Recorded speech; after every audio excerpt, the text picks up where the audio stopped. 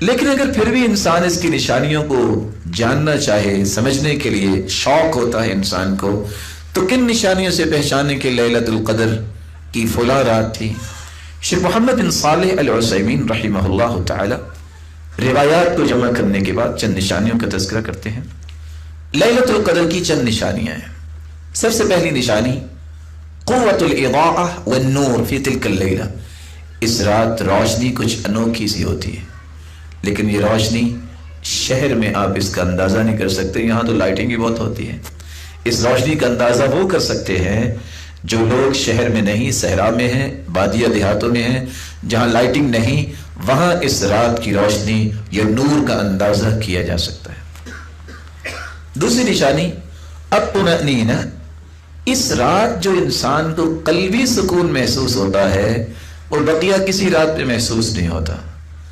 انشراح الصدر، شرح صدر انسان کا دل کس طرح خوشی کے ساتھ مسرور ہوتا ہے،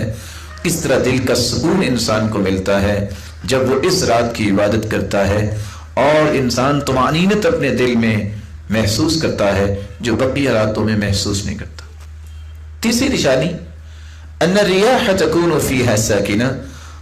اس رات نہ تو کوئی آندھی آئے گی اور نہ ہی کوئی زلزلہ آئے گا، پرسکون رات، ہوائیں بھی رکی ہوں گی، معمولی جس طرح انسان زندگی میں کبھی محسوس کرتا ہے کہ آج رات کتنی اچھی ہوا اس انداز سے تھی کہ وہ ہوا بھی تھی اور کوئی شور و غل بھی نہیں تھا، اور کتنی پرسکون اور پرسرور تھی، وہ کیفیت اللہ تعالیٰ اس رات میں پیدا کرتے ہیں جو بقیہ راتوں میں نہیں ہوتا۔ بلکہ عبداللہ ابن عباس رضی اللہ تعالیٰ عنہ نے یہ الفاظ استعمال کیے ہیں جو ابن خزیمہ کی روایت ہے، لیلۃ القدر لیلۃ سمحہ، یہ رات بہت ہی پرسکون اور پرکیف رات ہوتی ہے، طلقہ، بالکل آزاد رات،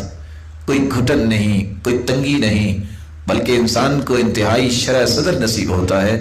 لا حارہ ولا باردہ، نہ ہی اس میں کوئی زیادہ گرمی کی شدت ہوتی ہے نہ ہی اس میں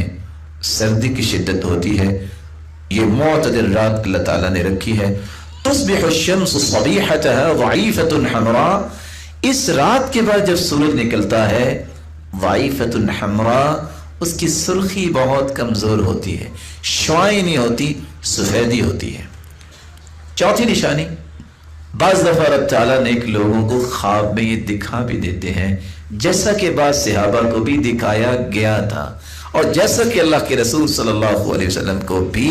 خواب میں دکھا دیا گیا تھا کہ یہ لیلۃ القدر کی رات ہے۔ پانچویں نشانی، اس رات میں قیام کرنے کی لذت پورے رمضان کی راتوں کی لذت کے مقابلے میں بہت زیادہ ہوتی ہے۔ ابی ابن کعب رضی اللہ تعالی عنہ نے ایک چھٹی نشانی بیان کی ہے،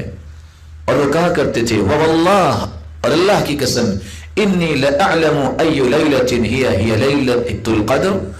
میں جانتا ہوں کہ لیلۃ القدر کی رات کون سی رات ہے۔ کیسے جانتے ہیں؟ التی امرنا بها رسول اللہ صلی اللہ علیہ وسلم، جس رات کے بارے میں اللہ کے سننے میں حکم دیا، کس بات کا؟ بقیامها، کہ ہم اس میں قیام کریں۔ یہ لیلۃ صبیحۃ 27،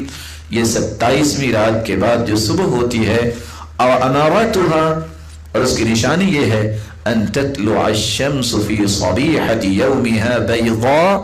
لا شعاع لها، جب 27ویں رات کے بعد 27ویں دن سورج نکلتا ہے تو اس کی شعاعیں نہیں ہوتی، اس کی سفیدی بس نظر آتی ہے۔ اور یہ روایت صحیح مسلم کی ہے 179۔ اور ابی ابن کعب رضی اللہ تعالیٰ عنہ کی دوسری روایت سنن ابی داود میں 1378 میں یہ الفاظ بھی موجود ہیں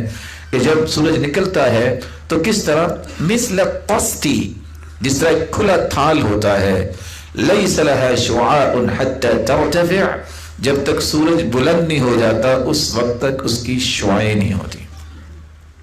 عبداللہ ابن عباس رضی اللہ تعالیٰ عنہ کی بات بھی آپ نے سنی کہ اس دن سورج جب نکلتا ہے حمراء ضعیفہ، سرخ تو ہوتا ہے لیکن کمزور، کس اعتبار سے؟ اس کی شعاعیں نہیں ہوتی۔